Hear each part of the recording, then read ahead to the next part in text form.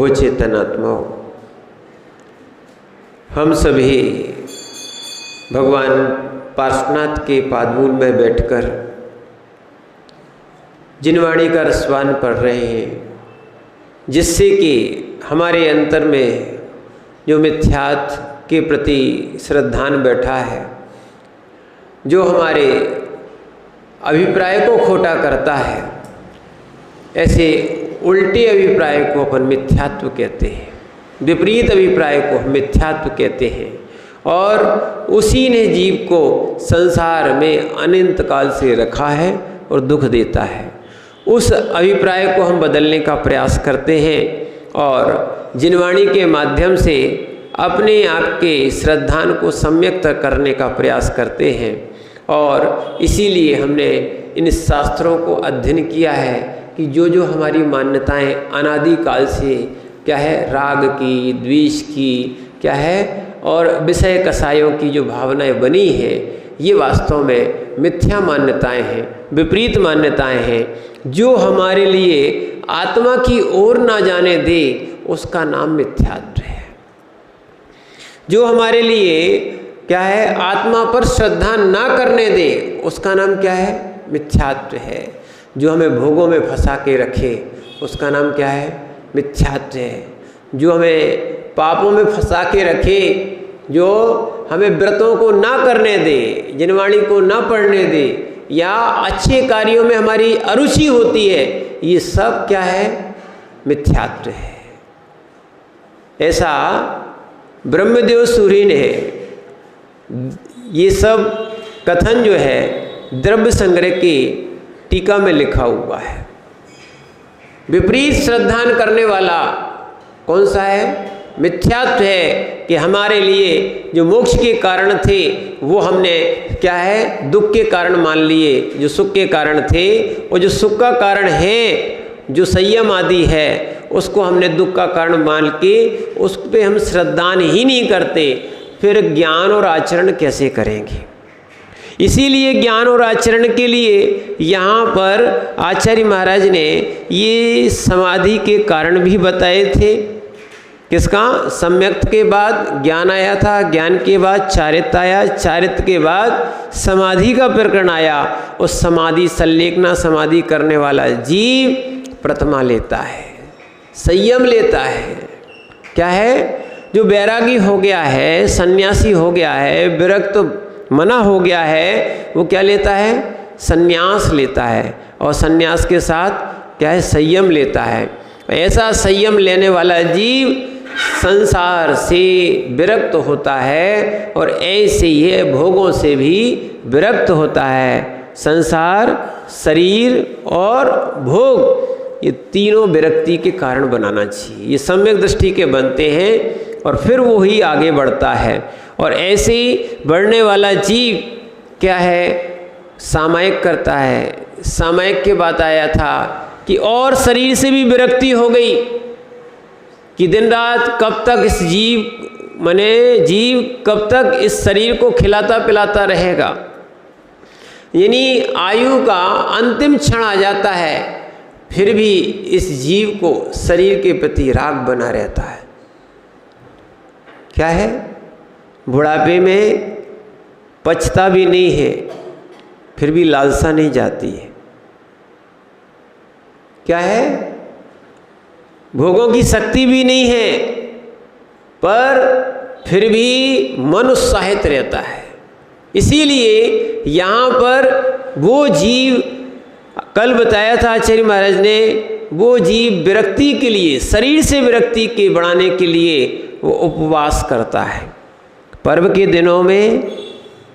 दिनों में उपवास करता है। और उपवास भी प्रोषदोपवास, प्रोषद प्रतिमा बोल रही थी कि एक दिन पूर्व क्या करता है, एकासन करता है। और ऐसा नहीं है कि शाम तक बैठे रहे, रात तक बैठे रहे, ठीक है, कि अपन खूब खा लो कल भूख ना लगे। यही धारणा होती है। जैसे जीव परिग्रह का आदि का संग्रह कर लेता है, ऐसे ही सोचता है भोजन का संग्रह कर लेंगे तो आज का कल का भी आज खा लेंगे तो कल भूख नहीं लगेगी। पर ऐसा होता नहीं है। लोग बीमार हो जाते हैं, स्वास्थ्य खराब हो जाता है, ठीक है ना।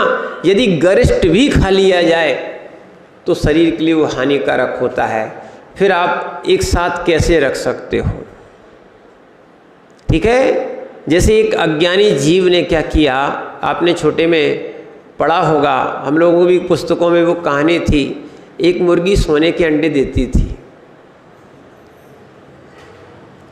पहले की पुस्तकों में तो ये चलता था, अब थोड़ा सा सिलेबस इंग्लिश वाला हो गया है तो वो ऐसी चीज़ें नहीं देते हैं जो वास्तविकता में जो जीव के हितकारी हों। तो लोभी की बात बताई थी कि वो एक मुर्गी थी, उसके पास वो सोने का अंडा देती थी, रोज़ एक सोने के अंडा देती थी। तो उसने सोचा क्यों ना क्यों रोज़ सोने का एक एक अंडा मिलता है, सारे अंडे इकट्ठे मिल जाएं। तो उसने क्या कर दिया था, उस मुर्गी के पेट को चीर दिया, उसमें से कुछ नहीं निकला। ऐसा होता नहीं है, पर ये कथा बनाई गई थी, ये एक दृष्टांत दिया गया था। जो जीव लोभी होते हैं वो लोभ करते हैं, और लोभ का परिणाम कि जो सोने देने वाली मुर्गी थी उसको भी मार डालते हैं सोने के लोभ में। ऐसे ही ध्यान रखना। अब और चीज़ को समझने का प्रयास करना। जो भगवान बनने वाला जीव है, ये मनुष्य क्या है, ये आत्मा क्या है, भगवान बन सकता है, पर क्या करे, इस सोने के लोभ में, ये सोने के अंडे यानी जगत के लोभ में इस जीव ने अपने परमात्मा का घात कर लिया है। संयम का, सम्यक्त का और ज्ञान का घात करके ये सोच रहा है विषय सेवन करूँगा और हमें क्या मिल जाएगा, अरहंत आदि पद मिल जाएगा। 3 काल में संभव नहीं है। कई लोग का ये सोचना होता है क्या, जब आत्मा की साधना करना है तो शरीर क्यों सुखाना, शरीर सुखाने से थोड़ी मोक्ष होता है। क्या मानते हैं लोग, शरीर सुखाने से थोड़ी मोक्ष होता है। तो ध्यान रखना, शरीर में राग करने से भी मोक्ष नहीं होता है। शरीर से विरक्ति होना चाहिए। जितनी शरीर से विरक्ति होगी उतनी साधना होगी। पहले भूखी तो साध लो, फिर तुम्हारी साधना कहलाएगी। क्या है, क्योंकि अरहंत को भूख नहीं लगती, क्योंकि केवली कवलाहारी नहीं होते। भगवान को जैन दर्शन में भोग नहीं चढ़ता। पूजा जरूर होती है गुणों की आराधना के लिए, पर भोग नहीं चढ़ता। क्या है, अरहंतों के भोग नहीं चढ़ता। इसीलिए ध्यान रखना, पूजा उनका भोजन नहीं है, पूजा उनका भोजन नहीं है। पूजा क्या है, भक्त की भक्ति है। पूजा क्या है, भक्त की भक्ति है। पूजा भगवान का भोजन भोग नहीं है। यहाँ भोगी भगवान नहीं होते। यहाँ तो जिनने कभी भी अब उनको भोजन करने की आवश्यकता ही नहीं है, ऐसे वो भगवान होते हैं, समझना। और ऐसे भगवान को प्रकट करने के लिए आपको कुछ त्याग करना पड़ेगा। शरीर चलता है, नरकों में भी खाने के लिए अन्न का एक दाना नहीं मिलता, पीने के लिए एक बूंद पानी भी नहीं मिलता। पर उत्कृष्ट आयु है, 33 सागर तक वो नारकी जीव जिंदा रहता कि नहीं। अकाल मरण वहाँ नहीं होता कि कोई भूख से मर जाता हो, कोई प्यास से मर जाता हो, ठीक है। वहाँ देव और नरकों में अकाल मरण नहीं होता है। कितने ही उनके बार बार टुकड़े कर दिए जाएं, फिर भी मरण को प्राप्त नहीं होते। वो सब इकट्ठे मिल जाते हैं, फिर एक हो जाते हैं। वेदनाएं पूरी होती हैं, पर ध्यान रखना, वहाँ मरण नहीं होता, अकाल मरण नहीं होता। तो होते हैं आयु पूर्ण होने के बाद, पर अकाल मरण नहीं होता है। सुनना, पर फिर भी दिन रात जिनकी खाने की इच्छा है, ऐसे जीव और जो अभक्ष खाते हैं, ध्यान रखना, वो नरकों में जाते हैं। रात्रि भोजन करते हैं, वो नरकों में जाते हैं। नरक के 4 दरवाजे हैं। कितने हैं? पहला है रात्रि भोजन, दूसरा है परस्त्री गमन, तीसरा फिर भोजन का आ गया अचार खाना, मुरब्बा खाना, और चौथा है कंदमूल आदि का भक्षण करना। क्या करना? जमीन कंद जो होते हैं ना, इनका भक्षण करना। ये सब क्या है? नरक के दरवाजे हैं। और भी है, मांस खाना, शराब पीना, शहद आदि खाना, इनसे भी जीव क्या होते हैं? नारकी बनते हैं, नरक में जाते हैं। इसीलिए बहुत सा संयम भोजन का भी होता है। इंद्रिय संयम, प्राणी संयम, 2 प्रकार का संयम होता है। संयम कितने प्रकार का? 2 प्रकार का, इंद्रिय संयम, प्राणी संयम। यदि जीव संयमी बनेगा तो उसको भोजन का संयम करना ही पड़ेगा। जैसा खाओगे अन्न वैसा होगा मन। इसीलिए ध्यान रखना, जो व्यक्ति क्या करता है? उपवास करता है, 4 प्रकार के आहार का त्याग, ठीक है, और एक दिन पहले एकासन, दूसरे दिन पीछे बाद में उपवास के एकासन, उसको बोलते क्या? प्रोषद, ठीक है। और अब आगे जो है वो आ रही है आपकी जो प्रतिमा जो है सचित त्याग। इसके साथ ही आज जो है क्या है? धन्य त्रयोदशी है। कौन सी है? धन्य त्रयोदशी है, धनतेरस नहीं है। क्या नहीं है? आज ध्यान तेरस है। कौन सी है? ध्यान तेरस है। भगवान महावीर स्वामी को 42 वर्ष की आयु में केवल ज्ञान हो गया था। क्या हुआ था? केवल ज्ञान हुआ। और केवल ज्ञान होने के बाद 72 वर्ष तक, यानी कितने हो गए? 30 वर्ष तक उनका समोसरण चला। उन्होंने 3 समय 4 समय देशना दे दे के, है ना, जीवों का बहुत सा कल्याण हुआ। उनने सुन के बहुत से जीवों ने कल्याण किया, क्योंकि भगवान महावीर स्वामी जो है ना, दीक्षा के बाद जो गमन आदि हुए, उनके बिहार आदि हुए, उस देशना से 14,000 उनके शिष्य थे। कितने थे? 14,000 उनके शिष्य मुनिगण आर्यगण जो रहे वो थे। इतने सारे उनका उपदेश का फल मिला, लोगों ने आत्म कल्याण किया। और आज के दिन जो है ये धन्य त्रयोदशी कहलाती है, जिसको अपन बोलते ध्यान तेरस। कौन सा? जिन्होंने आज के दिन समोसरण का भी विघटन हो गया था, यानी आज के दिन से योग निरोध कर लिया था। क्या है? योग निरोध किया था। आयु अब अंतिम चरम सीमा पे आ गई है, पूर्ण होने वाली है।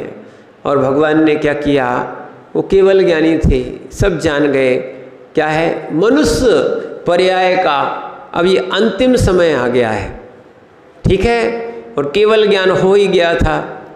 देह जो है औदारिक से परम औदारिक हो गई थी। अब शरीर के संस्कार नहीं होते।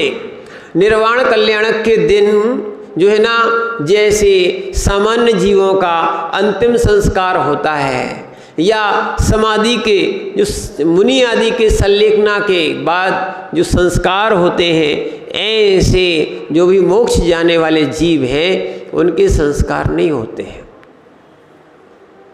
क्या है? उनका शरीर केवल ज्ञान के बाद, केवल ज्ञान होते ही औदारिक से परम औदारिक बन जाता है, ठीक है।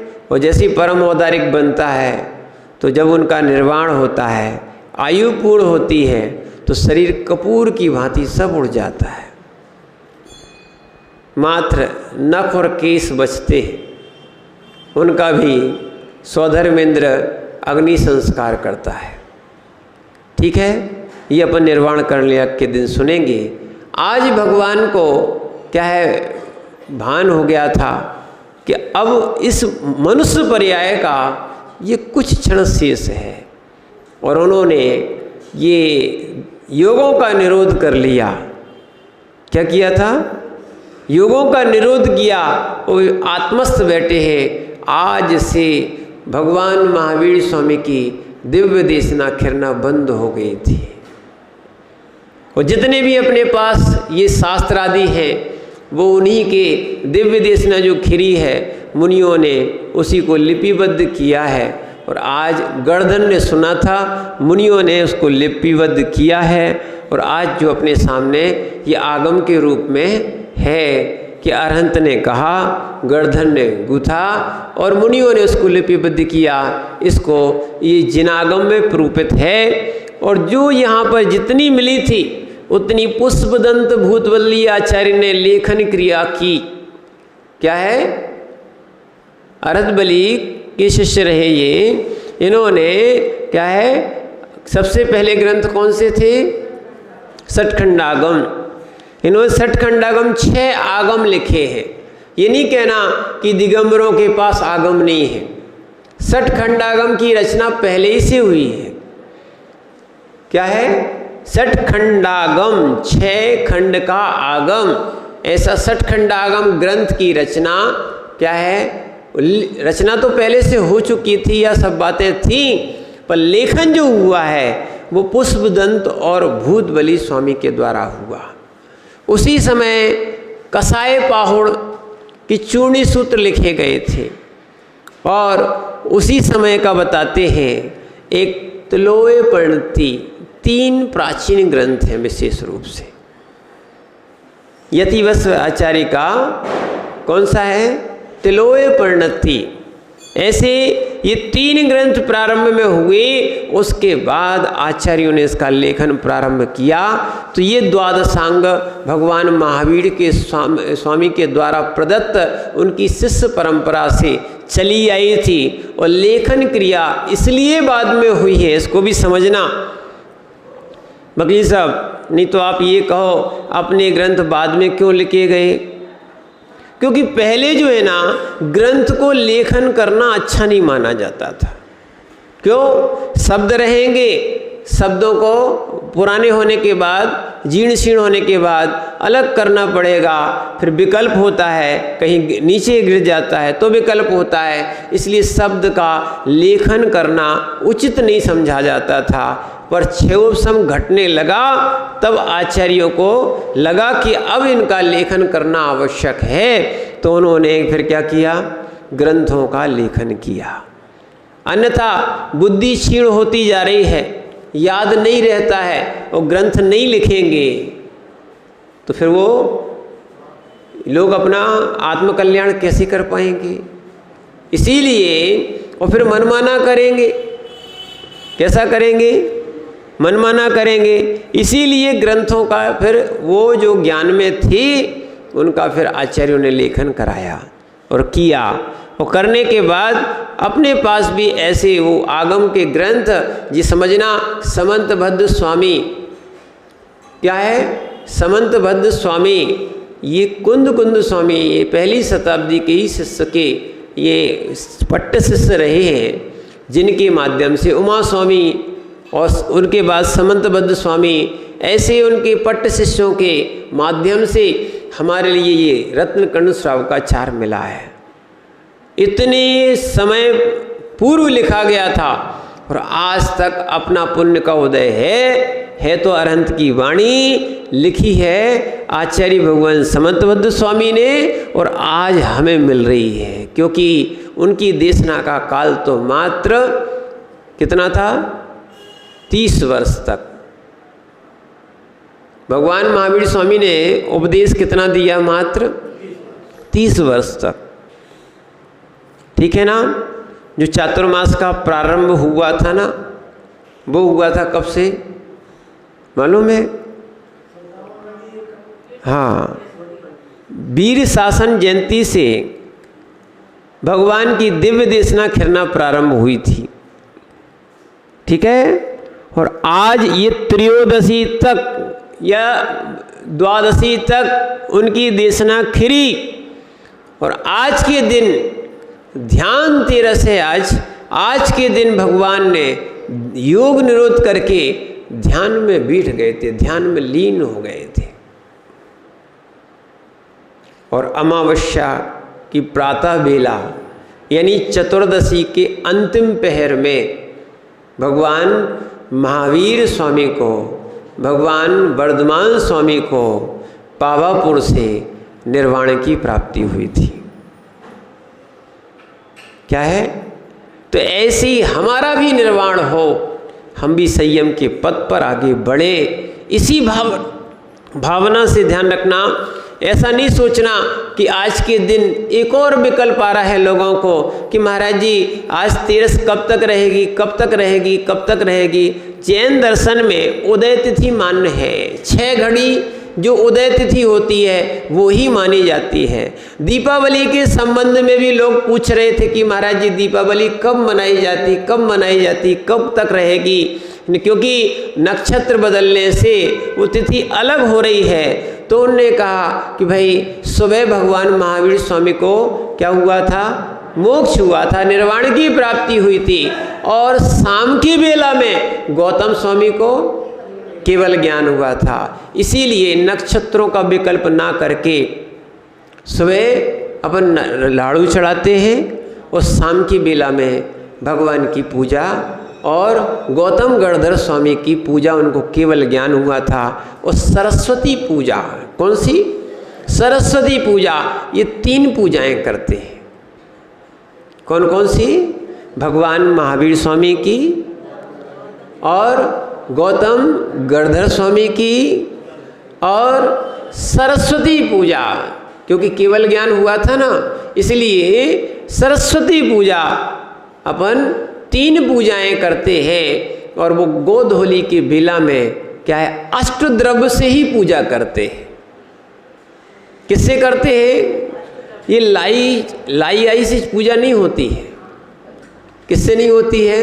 नहीं तो लाई है और भी चीज़ें हैं। हाँ, नैवेद्य बना सकते हो, कोई दिक्कत नहीं है। नैवेद्य जैसे आपने बनाया था पर्युषण के आखिरी में, ठीक है, नैवेद्य बना के आप पूजा कर सकते हो। शुद्ध होना चाहिए। क्या है? प्रासुक होना चाहिए, शुद्ध होना चाहिए। वो बाजार का अशुद्ध वस्तुओं से हम पूजन नहीं करते हैं। तो ऐसे जहाँ जैसी जिनकी परंपरा है वैसी वो आराधना करें। और वास्तविकता में शाम की बेला में हम भगवान की क्या करते हैं? आराधना करते हैं। गणेश जिनको कहा जाता है वो हमारे गणेश कौन है? गौतम स्वामी। कौन है? गण के ईश हैं, गणेश हैं और गणधर स्वामी हैं। ऐसे गणधर स्वामी की कल पूजा, कल नहीं परसों पूजा भगवान के निर्वाण कल्याण के बाद शाम को करेंगे। ठीक है ना? इसीलिए हम जो है, और एक और प्रश्न आया था कि यहाँ पर ध्यान रखना, बोले महाराज जी क्या लगने वाला है? ग्रहण। क्या लगने वाला है? ग्रहण। बोले ग्रहण में भोजन नहीं किया जाता, ग्रहण में बाहर नहीं निकला जाता। ये जैन दर्शन की मान्यता नहीं है। जैन दर्शन की मान्यता नहीं है। ग्रहण कई लोग बताते हैं एक ग्रह ने दूसरे ग्रह को खा लिया। क्या कर लिया? अगर खा लिया होता तो फिर वो ग्रह बचता क्या? उसी दिन समाप्त हो जाना चाहिए था। पर होता है क्या? नहीं। बस जैन दर्शन में पहले ही भूगोल ने बताया हुआ है, भूगोल में लिखा हुआ है। भले आज साइंस रिसर्च करके बता रही है कि एक ग्रह दूसरे ग्रह के सामने आता है, एक ग्रह दूसरे ग्रह के सामने आता है। तो यही पहले से जैन दर्शन कहता है, कोई ग्रहण नहीं किया, क्या हुआ है, एक ग्रह दूसरे ग्रह के गली के सामने आया तो उस समय क्या हो गया, वो अंधेरा हो जाता है या ढक जाता है, उसको ग्रहण कहते हैं। उस ग्रहण में भगवान की आराधना का बिल्कुल निषेध नहीं है। क्या है, इसीलिए भगवान की आराधना का निषेध नहीं है। ये मिथ्या मान्यताओं में नहीं जीना। भगवान की आराधना तो आप 24 घंटे कर सकते हो और करते हैं। नंदीश्वर पर्व आने वाला है, कौन सा, अष्टानिका का पर्व आने वाला है। इसमें स्वधर्मेंद्र आदि नंदीश्वर दीप में जाके 24 घंटे पूजा करते हैं।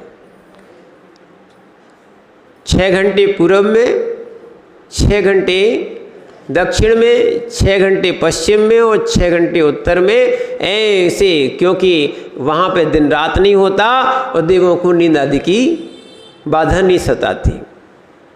इसीलिए पूजा का विधान भी ध्यान रखना। बहुत सारे लोग विचारणीय विषय बनाए हुए हैं, पूजा का विधान में भी कोई विकल्प नहीं होता है। इसीलिए वो स्वधर्मेंद्र आदि भी क्या है, 24 घंटे भगवान की आराधना करते हैं। और अच्छा है, पाप के योग में या ग्रहण आदि के योग में जो भगवान की क्या है पूजा आदि करेगा, उसके लिए तो और अच्छा फल हो जाएगा। उसका काल दुष्काल भी सुकाल में बदल जाएगा। इसीलिए ध्यान रखना, मंगलवार भी जो होता है ना, मंगलवार ज्योतिष के अनुसार मंगल अमंगल है, उस दिन कोई अच्छे कार्य नहीं करना चाहिए। हाँ, ज्योतिष के अनुसार भी क्या है, मंगल क्या है, अमंगल है। इसलिए लोग अपनी दुकान बंद आदि करके क्या है, आराधनाओं में विशेष समय देते हैं। ये सब जब भी खराब काल आते हैं तब मात्र भगवान की आराधना विशेष करोगे तो विशेष फल मिलेगा। एक और बात समझना, किसी के तीव्र कर्म का आश्रय आता है या तीव्र पाप कर्म का उदय चलता है तो उस समय क्या करना चाहिए, भले मन लगे या ना लगे, आपको तीव्र भक्ति करना चाहिए। क्या करना चाहिए, हाँ, जैसे तीव्र पाप का उदय आया है वैसे तीव्र भक्ति करोगे तो पाप का उदय भी टल जाएगा या कम फल दे के जाएगा। इसके बाद अपन वो 10 करण वाला विषय जो है कि ये जरूर समझना और ज़रूर सुनना और दूसरों को सुनाना भी, कि ऐसा नहीं है कि कर्म भोगना ही पड़ते हैं, कर्म भोगना ही पड़ते हैं। अगर व्यक्ति सम्यक पुरुषार्थ करे तो अपने कर्म क्षय कर सकता है। और ये प्रमाण हमारे यहाँ है, भगवान महावीर स्वामी ने कर्म क्षय का ही पुरुषार्थ आज से शुरू किया था। और क्या है, प्रातः काल की बेला में, कौन सी अमावस्या की प्रातः काल की बेला में, या फिर लगा दो कि चतुर्दशी के अंतिम पहर में उनको निर्वाण की प्राप्ति हुई। इसीलिए जो है ना, जैसे भगवान महावीर स्वामी ने अपने कर्म क्षय किए हैं वैसे हम भी कर्म क्षय कर सकते हैं। ये वो जैन दर्शन है जहाँ कहते हैं कि एक इंद्री से लेके पंचेंद्री तक में भगवान बनने की शक्ति है। अपनी भगवत्ता को अगर आपको निकालना है, जागृत करना है, प्रकट करना है, तो आप ऐसे श्रावक के पहले से लेकर 11 प्रतिमा तक के नियम संयम व्रत ग्रहण करो, संलेखना समाधि करो। जैसा भगवान महावीर स्वामी ने आज ध्यान किया था, सो तेरस भी ध्यान तेरस के नाम से जाने लगी। और तेरस को भी धन्य तेरस, कि आज की तेरस भी तिथि भी धन्य हो गई जिस दिन भगवान महावीर स्वामी ने क्या किया है, ध्यान किया है। इसलिए ये ध्यान तेरस थी। कौन सी थी, ध्यान तेरस थी। नहीं तो तुम लोग क्या समझो कि जितना भी बर्तन है, स्टील है या परिग्रह है, इसको सब जहाँ भगवान ने कर्म का परिग्रह भी, योगों का परिग्रह भी निषेध कर दिया था, तो अपन तो ये है उन्होंने निषेध किया और हमने प्रारंभ करना प्रारंभ कर दिया। तो ध्यान रखना, ये सब इन बातों को अपन मिथ्या मानते हुए उनको ग्रहण ना करें। वास्तविकता में हम कर्म क्षय करने के लिए, ध्यान रखना, जो व्यक्ति कर्म क्षय के हेतुओं को अपनाता है उसके लिए क्या है, जगत का वैभव और मोक्ष मार्ग दोनों मिलते हैं। कोई तीर्थंकर दरिद्री नहीं हुए। क्या कारण है? सभी तीर्थंकर जितने थे सभी राजपुत्र ही, क्षत्रिय थे। कैसे थे? पुण्यात्मा जीव है, कैसे दरिद्री हो सकता है? पुण्यात्मा जीव है, कैसे दरिद्री हो सकता है? यानी वहाँ के दरिद्री भी, जहाँ भगवान को उत्पन्न होना रहता है, वहाँ की जो नगरी होती है, यानी सबसे ज़्यादा भगवान का जन्म जो शाश्वत है वो अयोध्या ही है। कैसा? भगवान महावीर स्वामी का जो जन्म है वो भले अयोध्या में नहीं हुआ है, वो कहाँ हुआ है? कुंडग्राम में। कहाँ हुआ है? अब आप देखना कि ये कुंडलपुर है कि वैशाली है, वो कुंडग्राम का विशेष उल्लेख मिला है। कहाँ हुआ था? कुंडग्राम में हुआ था। जहाँ भगवान का जन्म हुआ वहाँ उस नगरी को, जैसे देखना आप लोग कहते हैं ऐसा कैसे होता है, जैसे कोई मंत्री आए तो रोड नहीं बन जाती यहाँ की, बनती कि नहीं बनती? भले ही वो शायद गड्ढे में कचरा भर दे, ठीक है ना, पर क्या होता है, ऊपर से लेवल दिखने लगता है कि हाँ गड्ढे नहीं है। ऐसे ही क्या है, ये तो सामान्य एक मंत्री की व्यवस्था है। जब कोई मुख्यमंत्री या प्रधानमंत्री या राष्ट्रपति आता है तो विशेष व्यवस्थाएं बनाई जाती हैं। ये राज्य संबंधी लोगों के लिए आवश्यक होता है। ऐसे ही भगवान जहाँ जन्म लेते हैं उनके भक्त जो स्वधर्मेंद्र आदि जो होते हैं, क्या है, वो पूरी व्यवस्थाएं बनाते हैं और उस नगरी को अमरावती, जैसे अमरावती किसको बोलते मालूम है क्या? ध्यान रखना, अमरावती किसे बोलते हैं? बोले जो महाराष्ट्र में है, नागपुर के पास अमरावती, वो नहीं, अमरावती नहीं है। हम लोग का चतुर्मास हो चुका है, पर वो अमरावती नहीं है। अमरावती माने होती है स्वर्ग के देवों की नगरी, जिसको स्वधर्मेंद्र की नगरी जैसी होती है वैसे ही रचना यहाँ पे करते हैं। वो कौन? देव लोग, यानी स्वधर्मेंद्र की आज्ञा से ये देव पूरी नगरी की रचना करते हैं। और वहाँ के लोग जो रहते हैं ना, उनके लिए इतना धन बरसता है, यानी क्या है, इतने रत्न बरसते हैं कि वो गरीब भी अमीर हो जाते हैं। इसलिए भगवान का, पुण्यात्मा का जन्म देखना जहाँ हो रहा है वहाँ क्या है, संपदा ही संपदा बढ़ जाती है। इसीलिए ऐसे पुण्यात्मा ने जन्म लिया। जन्म लेने के बाद आज का दिन है इस मनुष्य पर्याय का। भगवान का मरण नहीं होता, आत्मा का मरण नहीं होता, क्या है, जीव का मरण नहीं होता। इस पुण्यात्मा जीव की मनुष्य पर्याय के ये कुछ अंतिम क्षण चल रहे थे। और एक और ध्यान रखना, मरण से, मृत्यु से कोई का भय नहीं होना चाहिए। मरण का शोक मत करो, मृत्यु महोत्सव मनाओ। क्या है? मृत्यु महोत्सव मनाओ। सल्लेखना करो कि तुम्हारा भी मृत्यु महोत्सव जो है ना, कैसा बनाए, निर्वाण कल्याणक के रूप में मनाया जाए। इस भावना से वास्तविकता में हम व्रतों को स्वीकार करें। और आज कम से कम 5 या 10 मिनट बैठ के करना, तो और बढ़ा के भी है, आप सामयिक करना है। सामयिक का स्वरूप आपको बताया था। क्या करना? भगवान का ध्यान करना, भगवान जैसे बन के बैठना, 12 भावनाओं का चिंतन करना।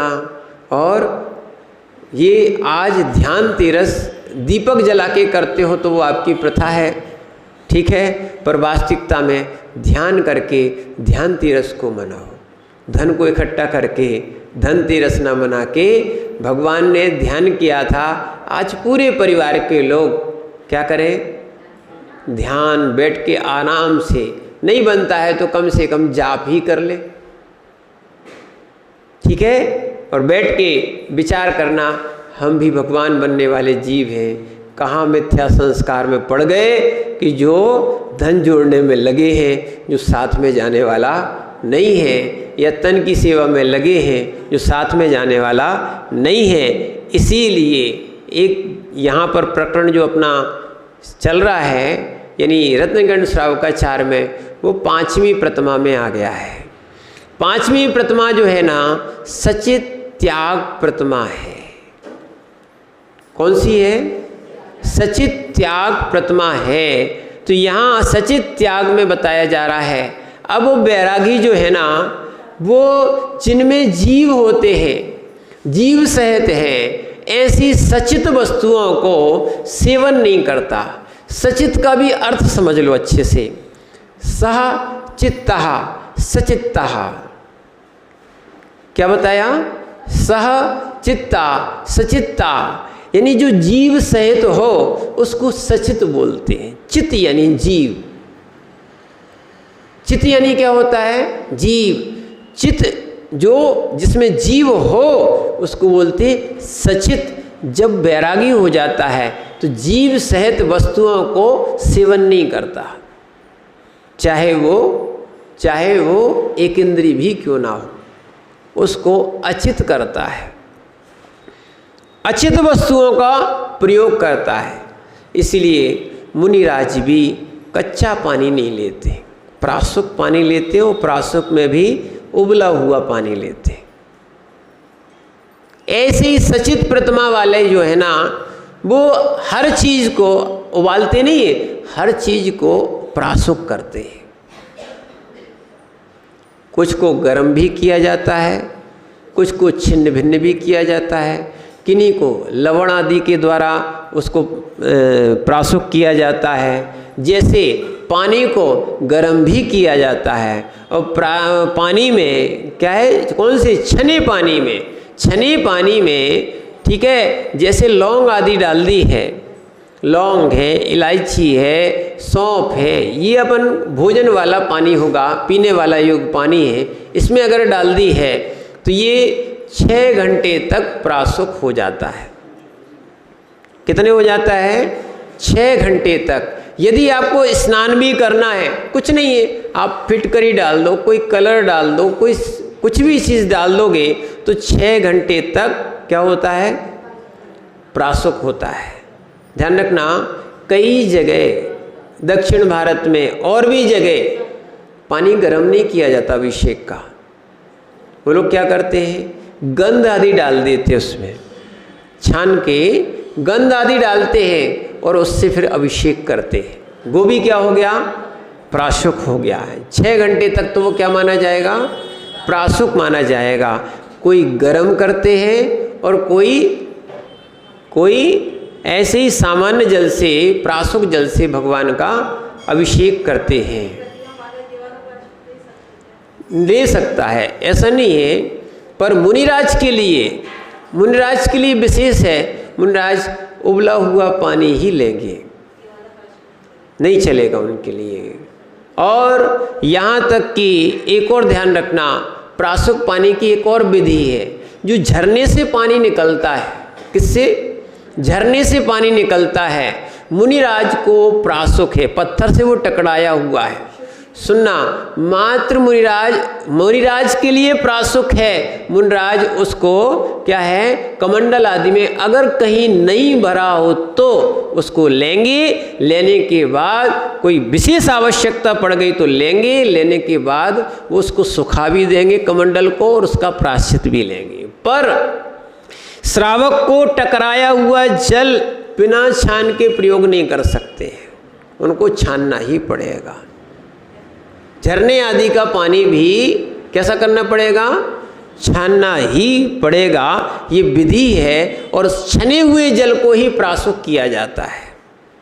किसको? छने हुए जल को ही प्रासुक किया जाता है। तो पानी आज बिता दे, क्योंकि सचित पानी भी होता है, अचित पानी भी होता है, बहुत सारी चीज़ों को समझना है। तो आप इस चीज़ को समझना आवश्यक रहेगा। पानी में ध्यान रखना, पानी जो होता है सुबह छान दिया, फिर वो कब तक छना रहेगा? शाम तक तो चलेगा, एक दिन।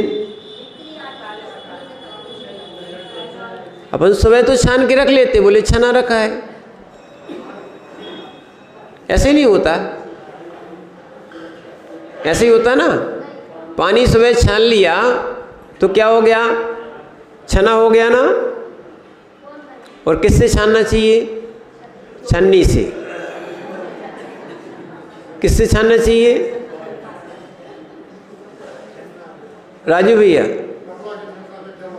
पक्का ऐसे ही करते हैं, पक्का ध्यान रखना, मोटा छन्ना होना चाहिए। नहीं तो आजकल ज़माना चल गया ना छन्नी का, उसमें पानी नहीं छनता। मोटा दोहरा छन्ना होना चाहिए। और इसलिए बता रहे हैं कि ये सचित है, जिसने पानी का ही सोला नहीं किया या पानी को ही नहीं छाना तो उनका और सोला कैसे चलेगा? पानी छानो मोटे दोहरे छन्ने से, जिससे कि सूर्य की किरण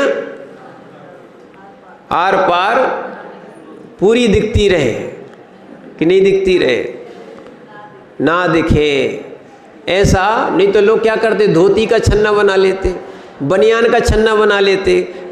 क्या है? किसका? धोती का छन्ना, बनियान का छन्ना, और नहीं तो वो छन्नी का छन्ना। ये सब छन्ने जो है ना पानी को नहीं छान पाते। इसीलिए पानी को छानने के लिए आप लोग क्या है, कोई जो पहना हुआ कपड़ा हो उसका छन्ना नहीं बनाना। इसलिए कोरा छन्ना, ठीक है, और कोरा कपड़ा भी शुद्ध नहीं होता, उसको धो लेना भैया। नहीं तो बोले सोले का है। एक जन आ गए महाराज आहार देने के लिए, सोले, मैंने बोले कोरा है, कोरा है। मैंने कि कोरा है तो भाई आहार नहीं दे पाओगे आप, ये सोले का नहीं होता है। क्या है? आप उसको धोइए और वैसे फिर प्रयोग कीजिए। तो इसीलिए जो पानी को छानना है उसको दोहरे से, वो कैसा? थैली बांध देने से छन जाता क्या? जिनने थैली बांधी वो महाहिंसक जीव है,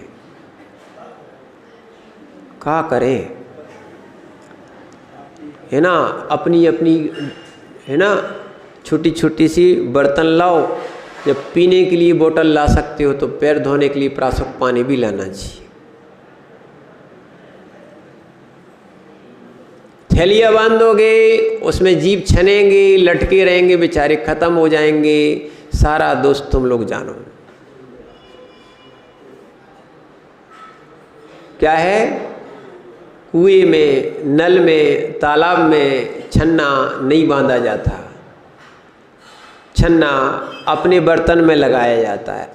इसलिए जियनियों क्या कहा जाता है, शायद भूल गए इसलिए कह रहे हैं, अपना लोटा छानो। क्या है? अपने बर्तन में, अपने पात्र में छन्ना लगाओ। किसमें? अपने पात्र में छन्ना लगाओ। ध्यान रखना, अगर गाड़ियां भी चलती हैं वो बिना छना हुआ पेट्रोल भी काम किया तो इंजन खराब हो जाता है। ठीक है, उसमें भी फिल्टर लगता है। इसीलिए ध्यान रखना, जिसने पानी छानने के माने पिया नहीं, छना हुआ पानी नहीं पिएगा, आगे प्रतिमा कैसे पालन होंगी?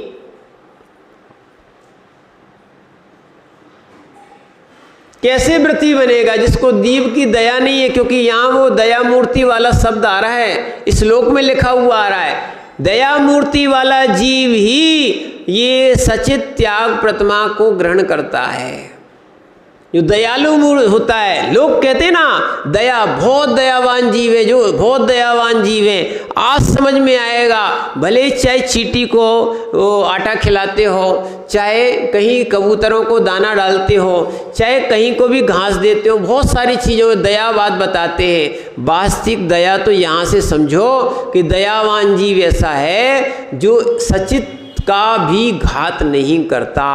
इसीलिए देखो, पहले की व्यवस्थाएं अलग थी और वर्तमान की व्यवस्थाएं अलग हो गई। पहले ऐसी जगह पानी रखा ही नहीं जाता था कि जिससे कि उस सारे जीवों की हत्या हो जाए। आज तो आपने क्या है, अपने छतों पर पूरा पानी पहुंचा दिया है।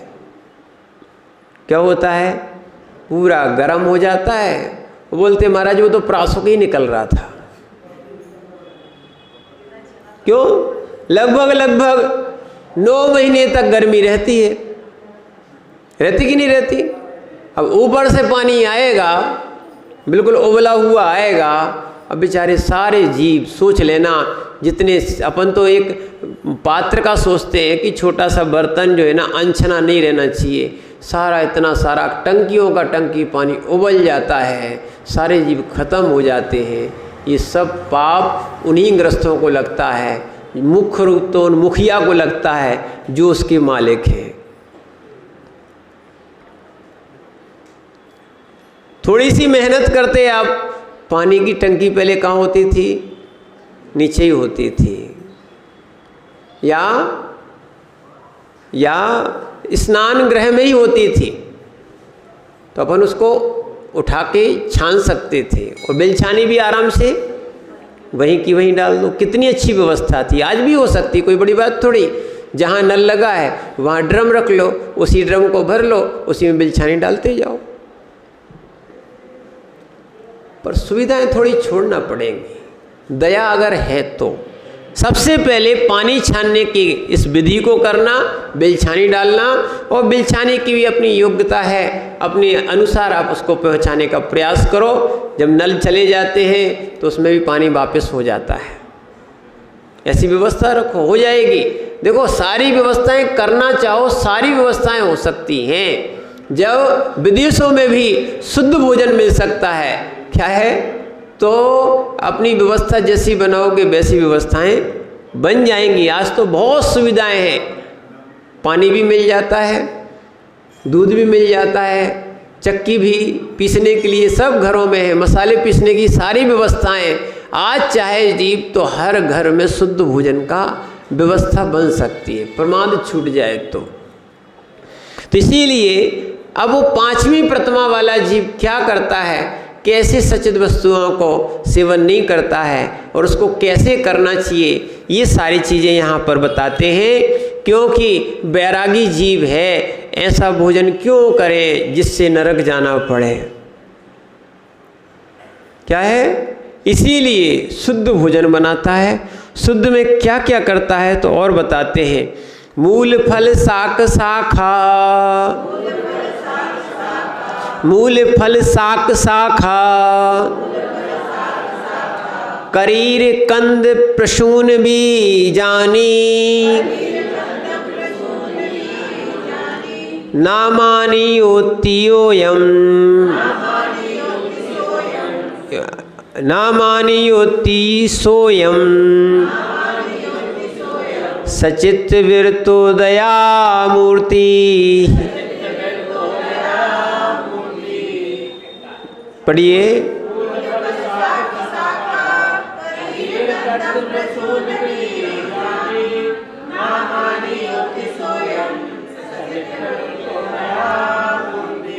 आचार्य महाराज कह रहे हैं जो दया मूर्ति है, दयालु है, वो आमानी, कौन सा?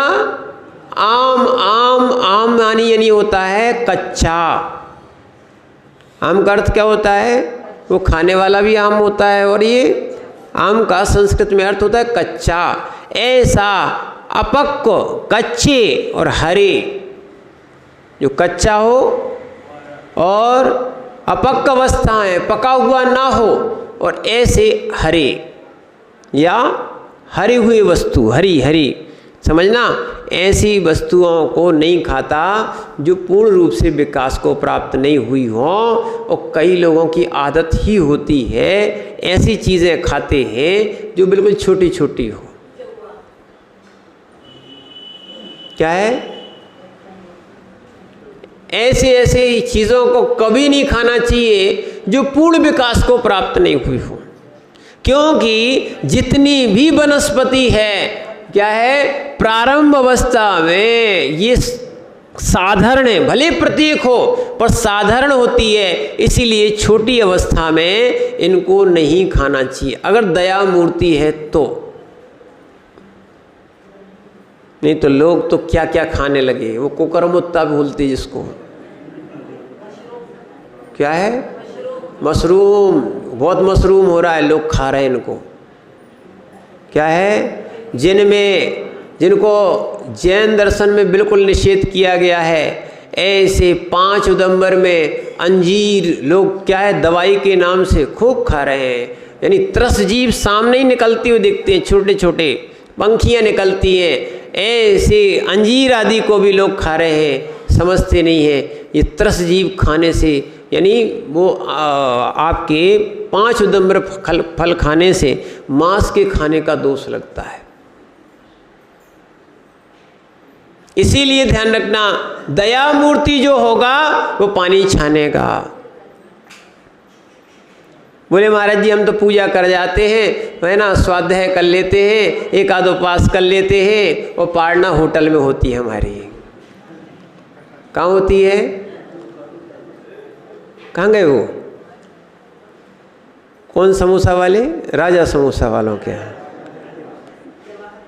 ठीक है ना, पारना हम लोग वहाँ कर लेते हैं। विचार करना, जो व्यक्ति ऐसे भोजन को करता है, दया मूर्ति है ही नहीं। एक चींटियों को आप दाना खिला रहे हो और दूसरे जीवों को आप खा जा रहे हो, काहे के दया मूर्ति हो।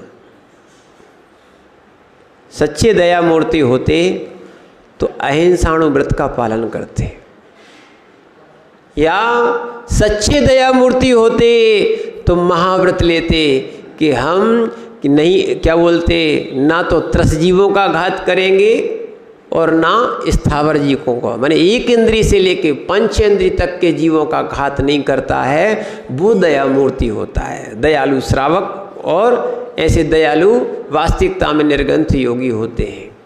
इसीलिए क्या है कि ऐसा नहीं कि भोजन के लिए जो मिल गया सो खा लो, नहीं, ये भैया जानवरों की प्रवृत्ति नहीं है, ये त्रियंचों की प्रवृत्ति नहीं है, ये जो है ना मनुष्य है, विवेक है, विवेकशील व्यक्ति हैं, क्या भक्ष है क्या अभक्ष है, ऐसा ज्ञानी जीव होता है, वो सोच विचार के अपना भोजन ग्रहण करता है। अज्ञानी जीव कैसा होता है, कुछ भी हो, बिल्कुल मनुष्यों में राक्षस बन जाते हैं, जो मिल जाए जैसा मिल जाए सब चलता है, दिन में चल चाहे रात में चल जाए सब चलता है उनको। तो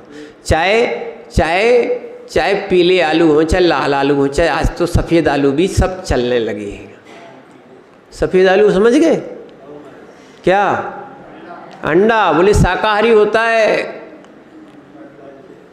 क्या होता है, और लोगों ने क्या करें, अंधेर नगरी चौपट राजा, टकासिर भाजी और टकासिर खाजा, हर मूल्य एक, क्या हो गया, एक रेट, समझना।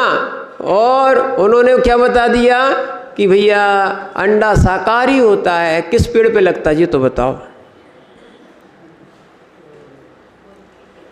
क्या है, कितनी गंदी चीज़ लोग खा लेते हैं जिसमें रज और वीर मिला हुआ है।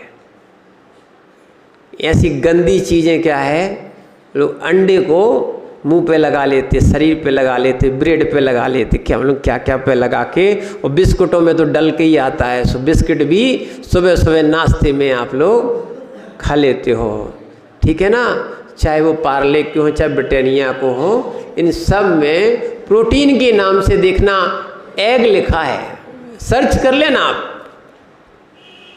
प्रोटीन के नाम से क्या लिखा है, एग, अभी सर्च कर लो गूगल पे।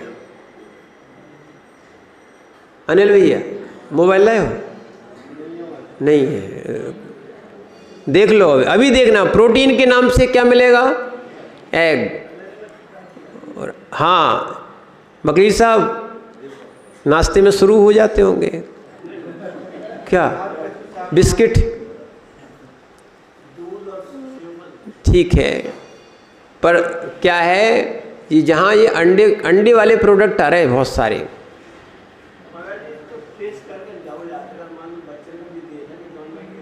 नहीं, ध्यान रखना, जितने भी आप क्या है बाजार के बिस्किट देखोगे, घर की अलग होते हैं बिस्किट, वो भी बना सकते हैं, पर आप ये देखना, इसलिए कह रहे हैं कि यहाँ पर अपन कहाँ प्रतिमा पे आ गए हैं, और यदि वास्तविकता में इन चीज़ों को विचार नहीं किया, एक बार अपन को बताना चाहिए। देखो, संस्कार देना हमारा काम है, अब उपादान जीव का है, माने या ना माने वो वैसा काम करे, क्या है, पक्की बात है।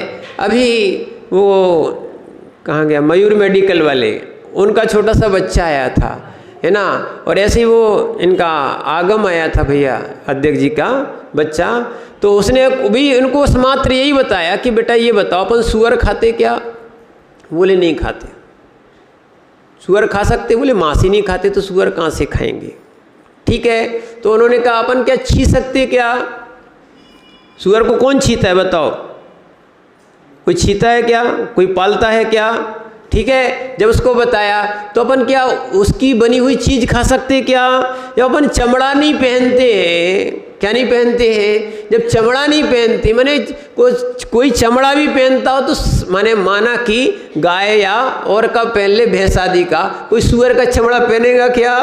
नहीं पहनेगा। तो सुअर का मांस खा सकता क्या? नहीं खा सकता। तो जब जो आपकी लेस है, मैगी है, इसमें सुअर डलता ही है। उसको जब बताया, उसने सामने देखा, वो देखने के बाद उसने कह दिया, हमने कि कब खाओगे, कब तक खाओगे ये बताओ? बोले कभी नहीं खाएंगे। मैंने कि हफ्ते में तो चल जाएगी। बोले नहीं खाएंगे। मैंने कि महीने बाद के बाद चल जाए। बोले नहीं खाएंगे। मैंने कोई दे दे तो बोले छुएंगे ही नहीं। क्या है, वास्तविकता में आपके संस्कारों की थोड़ी सी कमी है कि आप धर्मात्मा जरूर बन रहे हो, पर अपने बच्चों को थोड़े से ऐसे संस्कार दो, समझाओ। एक बार समझाने की बात है कि ऐसी गंदी वस्तुओं को अपन छू सकते हैं क्या? छू भी नहीं सकते, पर खा कैसे सकते हैं? ऐसे बच्चों ने, जिनने सुना और जिनने बिल्कुल निर्णय हो गया, वास्तव में ज्ञानी जीव, उन्होंने कहा हाथ भी नहीं लगाते हो, आजीवन त्याग।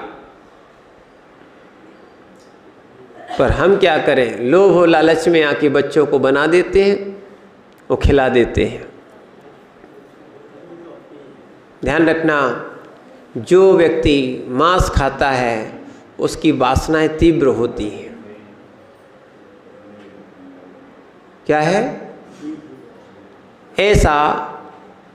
ऐसा उपासका अध्ययन में सोमदेव सूरी ने लिखा है। हाँ, मांस खाने वाले जीव जो होते हैं वो अधिक क्या है, वासनाओं के ओतप्रोत से भरे हुए रहेंगे,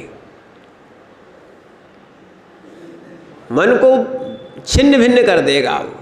इसीलिए वो वासनाएं ना बढ़े और वास्तव में हम मांसाहारी ना हो। इसीलिए जिन जिन प्रोडक्ट में क्या है, आपके मांसाहार आता है, ध्यान रखना, बहुत सी वस्तुओं में, जिससे चॉकलेट जितनी आती है ना, बिना मांस के बनती ही नहीं है। इसमें एक मांस की लेयर लगाई जाती है। क्या है, और आप जन्मदिन में बच्चों को माने मिठाई के रूप में क्या देते हो? ध्यान रखना, बड़ी बड़ी चॉकलेटें देते हो। समझना, इनमें भी बिना मांस का इन चीज़ों को प्रयोग नहीं होता है।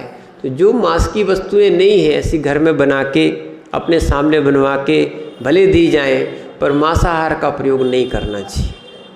ठीक है, वो जीव आगे चल के संयमी बन सकता है।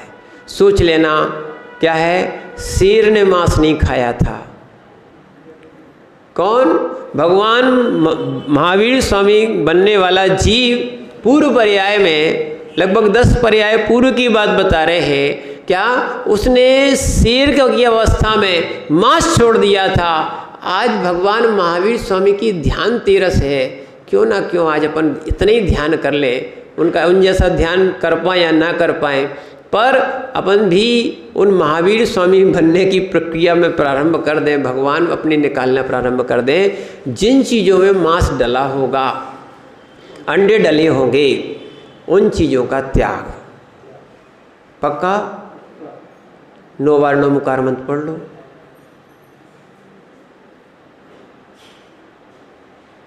क्योंकि शेर ने मांस छोड़ दिया था। किसने? शेर का भोजन ही मांस है, वो सूखे पत्ते खाने लगा। इसलिए कह रहे कि यहाँ पर आप जो विचार नहीं कर रहे हो और जो भक्ष है अभक्ष है सब खा रहे हो, तो इसीलिए यहाँ पर क्या लिखा है, जो कच्ची अवस्था में जो रहते हैं, क्या जो छोटे फल होते हैं, ऐसे छोटे फल नहीं खाना चाहिए। ठीक, आगे बताते हैं कि फिर कच्चे हरे, चाहे वो आम हो, चाहे ककड़ी हो, चाहे वो खीरा हो, कोई भी वस्तु हो, छोटी अवस्था में ना लाएं। ना लौकी वगैरह है, छोटी अवस्था में ना लाएं। और फिर आगे बताते हैं, मूल फल शाख शाखा करीर कंद प्रसून बीजानी। मूल यानी जड़, क्या है? मूल यानी जड़, यानी मूली, गाजर, शकरकंद आदि को मूल कहते हैं। ठीक है ना? क्या बोलते हैं? मूल। फल यानी अमरूद, आम आदि जो होते हैं उनको फल बोलते हैं। शाक, भाजी को क्या बोलते हैं? शाक। और वृक्ष की नई कोपल जो होती है, नीम आदि की तो विशेष प्रसिद्ध है ही, ऐसी कोपल को बोलते हैं शाख, शाखा। ठीक है, शाक माने सब्जी हो गई, शाखा यानी हो गई कोपल, कोपल। और करीर यानी ये होता है बांस के अंकुर को, जो जब फूटता है ना, अब यहाँ पर नहीं बनाते, पर हम लोगों ने यहाँ पे वैशाली में देखा, वो उसकी सब्जी बना के खाते हैं। बांस का जो अंकुर निकलता है वो पहले कोमल होता है, उसको भी बोलते हैं करीर। और जमीन में रहने वाले अंगीठा आदि, आलू आदि, इसको बोलते हैं कंद। और